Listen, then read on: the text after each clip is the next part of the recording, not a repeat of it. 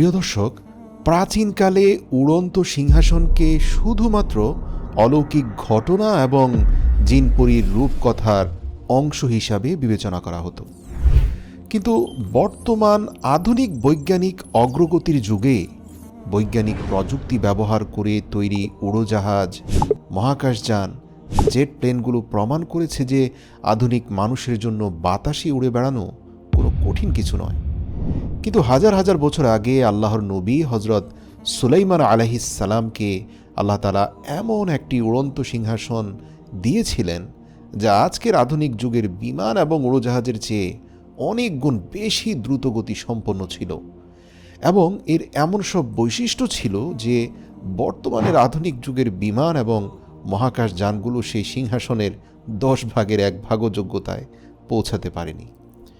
হজরত সুলাইমান আলাইহিস সালাম আল্লাহর এমন একজন মনোনীত নবী ছিলেন যাকে আল্লাহ তাআলা নবুয়াতের পাশাপাশি এ পৃথিবীর সর্বশ্রেষ্ঠ রাজত্ব ও ক্ষমতা দিয়ে ধন্য করেছিলেন।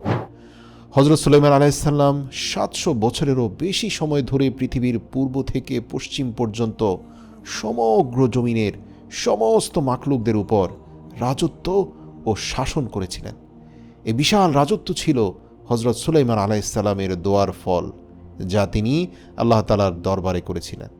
হজরত সুলাইমান আলাইহিস সালাম আল্লাহ তাআলার দরবারে দোয়া করেছিলেন, হে আমার প্রভু, আমাকে এমন রাজত্ব দান করুন যা আমার পূর্বে কেউ পায়নি এবং আমার পরেও আর কেউ পাবে না। নিশ্চয়ই আপনি মহান দাতা।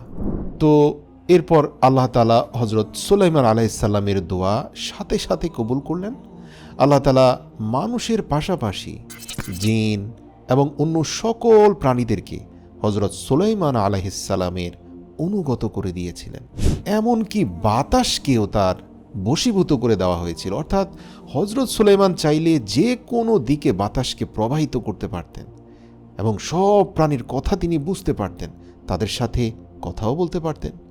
মানুষ, পশু পাখি, জিন, জন্তু, জানোয়ার সকলেই হজরত সুলাইমান আলাইহিস সালামের বিশাল শক্তিশালী সেনাবাহিনীর ক্ষুদ্র ক্ষুদ্র অংশ ছিল।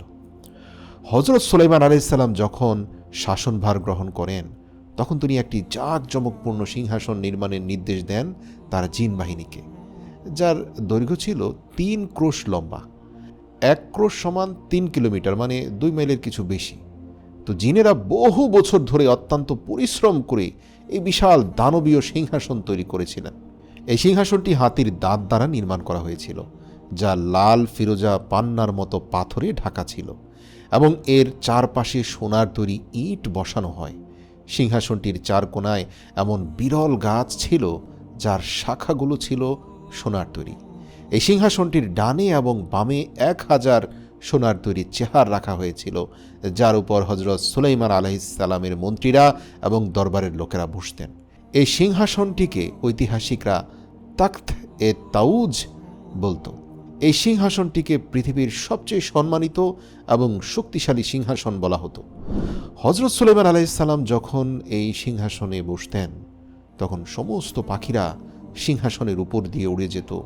তার বিশাল সাম্রাজ্য, তার বিশাল বাহিনী নিয়ে যখন তিনি আকাশপানে উড়ে চলতেন তখন দূর থেকে দেখলে মনে হতো যেন বিশ্ববাসীর রাজা তার প্রবল শক্তি নিয়ে উড়ে যাচ্ছেন। সাধারণত পাখিরা যখন উড়ে যেত তখন এই পাখিরা সূর্যের আলো থেকে হজরত সুলাইমান আলাইহিস সালামের সিংহাসনকে ছায়া দিয়ে রাখত। হজরত সুলাইমান আলাইহিস সালাম বাতাসকে ঠিক যেদিকে প্রবাহিত হতে বলতেন, সিংহাসনটি বাতাসের গতিতে সেদিকে প্রবাহিত হতো। এই সিংহাসনটি হাজার হাজার ক্রোশ দূরত্ব মাত্র কয়েক সেকেন্ডে পাড়ি দিতে পারত। হজরত সুলাইমান আলাইহিস সালাম এর এই সিংহাসনে বসে কয়েক ঘন্টার মধ্যে এক দেশ থেকে অন্য দেশে সফর করতে পারতেন তিনি। যেমনটা আল্লাহ তাআলা পবিত্র কোরআনে বলেছেন, আর আমি বাতাসকে সুলাইমানের বশীভূত করে দিয়েছিলাম। এই বাতাসের সাহায্যে সুলাইমান সকালবেলায় 1 মাসের পথ পাড়ি দিত এবং সন্ধ্যায় আরও 1 মাসের পথ পাড়ি দিত। এই উড়ন্ত সফরের পুরোটা সময় হজরত সুলাইমান আলাইহিস সালাম মাথা নত করে আল্লাহর জিকির ও তার শুকরিয়া আদায়ে মগ্ন থাকতেন। এই সিংহাসনের একটি বৈশিষ্ট্য এটাও ছিল যে এতে বসা লোকেরা অনুভবই করতেন না যে সিংহাসনটি অনেক দ্রুত গতিতে উড়ে চলেছে। এই সিংহাসনটির ওড়ার গতি ছিল অতুলনীয়, বর্তমান জামানার যে কোনো রকেট বা মহাকাশ যান এই সিংহাসনের তুলনায় অতি নগণ্য। যেহেতু আল্লাহ তাআলা বাতাসকে সুলাইমানের বশীভূত করে দিয়েছিলেন, তাই সিংহাসনের গতি তিনি নিয়ন্ত্রণ করতে পারতেন এবং যে কোনো দিকে একে প্রবাহিত করতে পারতেন।